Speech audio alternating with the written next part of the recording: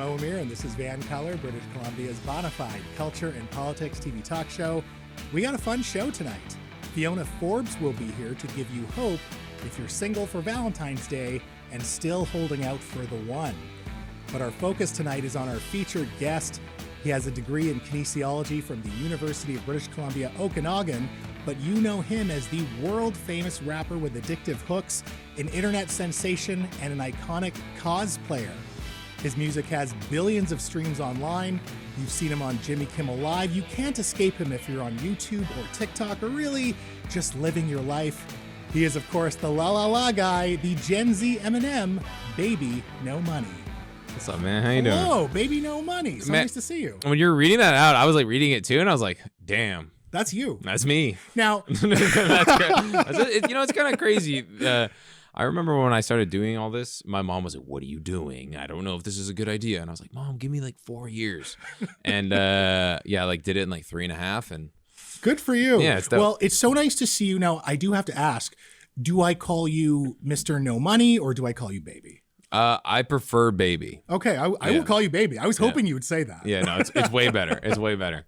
One thing I didn't mention in the intro is that you actually used to be a competitive swimmer. Yeah. Now, that's kind of a unique career pipeline to go from competitive swimming to be on the Jimmy Kimmel show and be rapping for international audiences. So how did you make that transition? What happened? So basically, I remember when I was younger, I was like, I don't know, I started swimming. It was like 10, and started swimming, swam for about like 10-ish years. And then I was like, all the boys in my high school, my friends, they were like, yeah, let's play rugby.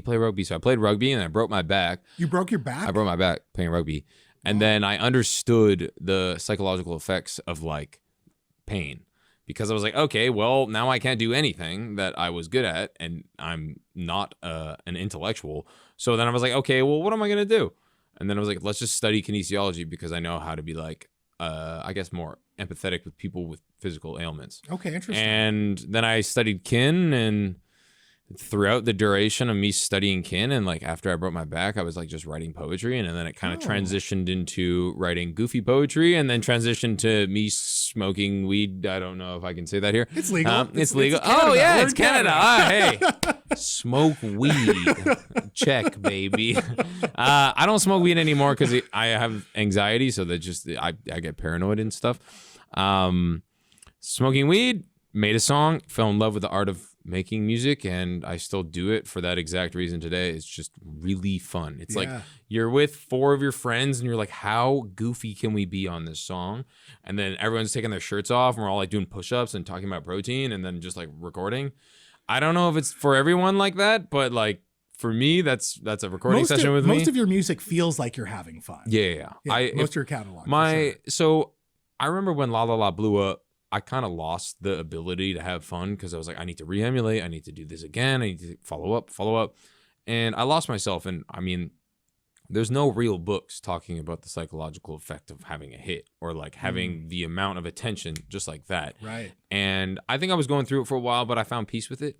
And I really ended up figuring out how to just have fun. And there's nothing better in my life than just having fun. And I'm financially safe enough now to just have fun. Yeah.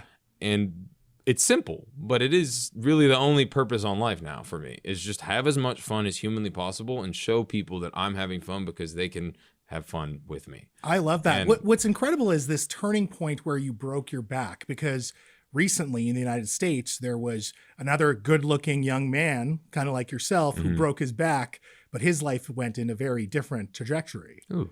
I mean, Luigi. You could have been the Canadian Luigi. Wait, Luigi broke his back? Yeah. Like the guy. Yeah, you know what I'm talking about. No, like the. I honestly I don't really like tap into the pop culture that much, but I remember that guy was getting hypersexualized like crazy. I mean, you as well, though. I've seen people tweet at you. Yeah. Have you seen my Twitter recently? I have. I mean, listen, I don't like to slut shame, but you kind of bring it on yourself. Yeah. I'm definitely kind of leaning into it. I mean, like, I'm physically the healthiest I've ever been in my life. So I'm like, you know what? I don't care anymore. And I'm on antidepressants, and like, truthfully, I feel good. Yeah. So now your music really does tap into internet culture, social media culture in a sense. I know you've had Moist Critical in a video. Yeah. You've collaborated with Smosh. You are memeing quite a bit.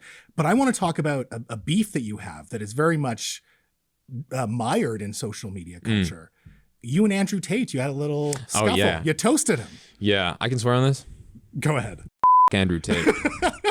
What happened? He's just a piece of shit. Basically, I made a video of me cooking with my friend Ryan Can't Cook, and then he just called me the F word on it. And I was just like, man, what a piece of shit. Just like, I remember and when we waking say up, the F word, we mean the slur. Yeah, towards the LGBTQ slur. people. Yeah. And I was just like, dude, what's the point? Like, what is this guy doing for the world except for just spreading hate? And it's so frustrating that he even like has a platform. And yeah, basically I just woke up that day and I sent it to my team. I was like, we need to cook this little and that was it. And we cooked him. And it was dope. It was like, obviously I couldn't really like keep cooking him, but I cooked him once. And it was very, I was like, I did something for the people today. Is that your biggest like beef that you won? Do you have other beefs? I mean, I don't know if that was like much of a beef. I think he does it personally. I think he personally goes out of his way to comment on things because he knows people will react to it. Okay. So he'll just like tap this, tap that, tap this, tap that, and then people will just react to it. Right. And I think he's just like trying to be the objectively most hated person on planet Earth. Yeah, and he is. I mean, terrible. he literally already is pretty much. person. He's a terrible person. So, I mean, do I know if I can cook him again? I hope so. I mean, like, I guess I could just tweet Andrew Tate right now. I feel like it's your national duty. I mean, at this point, I might have to, yeah. But do you have any other beefs? Because your music is pretty positive, and we know that the rap game usually has, you know, some rivalries here and there. No, I've never really had Canadian it. I've really never had it out for anyone. Yeah. I mean, the thing in the future I think I would love to do is like some fake beef, because I just love fake things and just like stirring the pot a little bit. Yeah. But like being contrived about it. But maybe in the future, I mean, like I've definitely been noticing a lot more traction as Bbno Money's name gets larger. And I've noticed people like hating more because, like, you know, this is the nature of things. If you have like 2 million followers, I'm sure that 5% of those people hate you. And then if you have 4 million followers, that's still at 5%, it doubles, right? So it's like, is that the ratio? I thought it was an 80-20 ratio was kind of. Oh no, I have no genuine idea. I'm just giving like an example. But like the larger you are, the more people are going to be disliking you.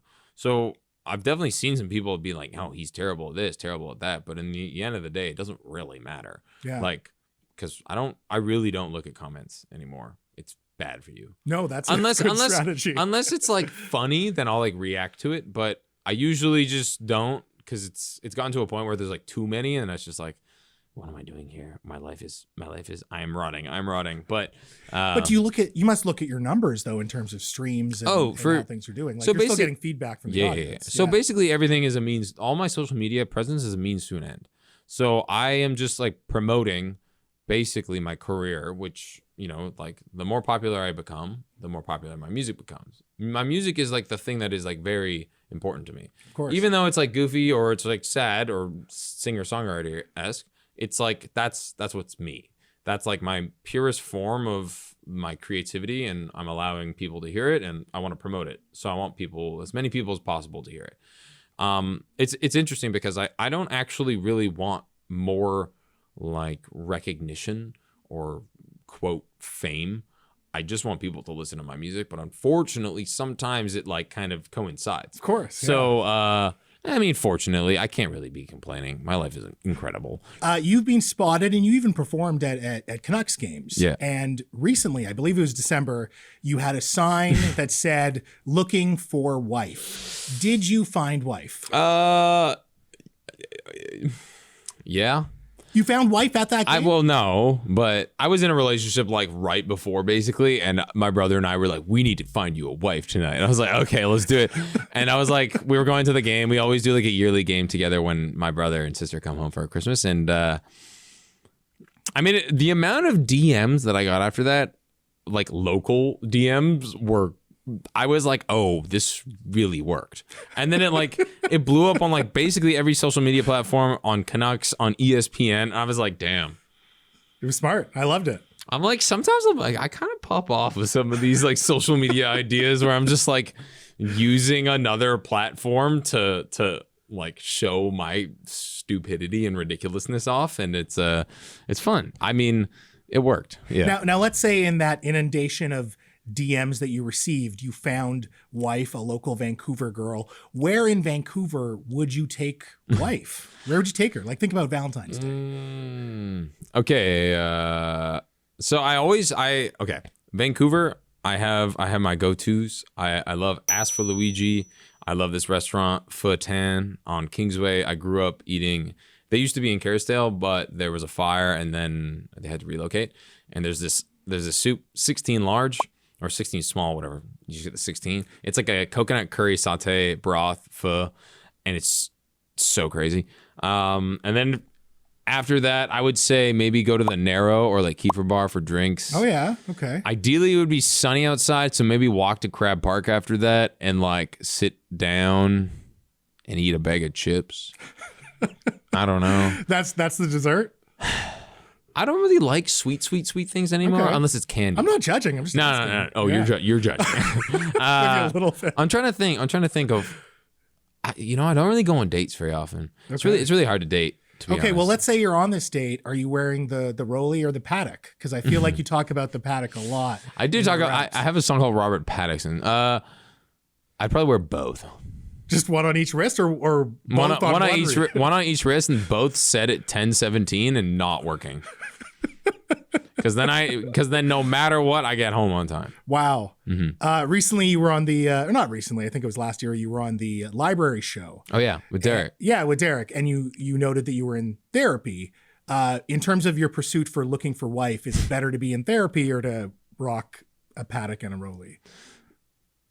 And you can do both coincidentally. Yeah. I synergize. Yeah. I mean, I totally believe in therapy. My sister's doing her PhD in psychology. So, it's been amazing to be able to like be guided a little bit, be like, you should probably do this, Alex. You're probably dealing with this. And then I talked to my therapist and she's like, yeah, this is your sister's right.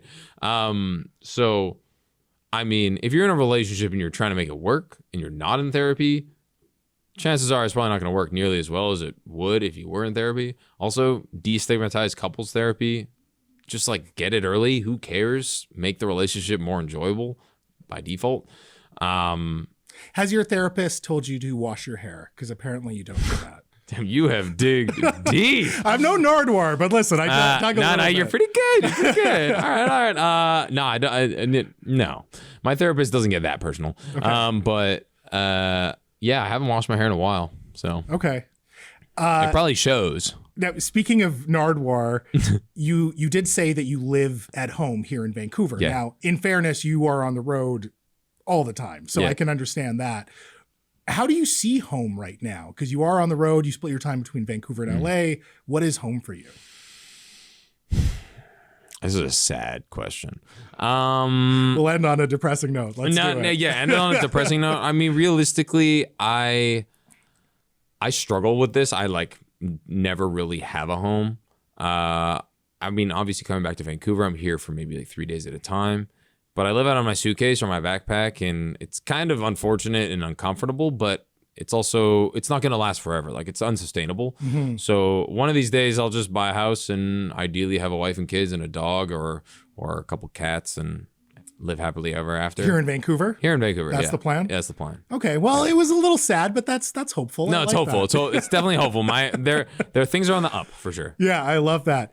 Bbno Money, thanks so much for your time tonight. This was a pleasure. Really appreciate it. No, I appreciate it. Yeah, thank you. Thank you. Folks, what a treat. That was Vancouver's own Bbno Money. You know how to find him. Now, after a little business, if you're spending Valentine's Day alone, don't worry, there's still hope.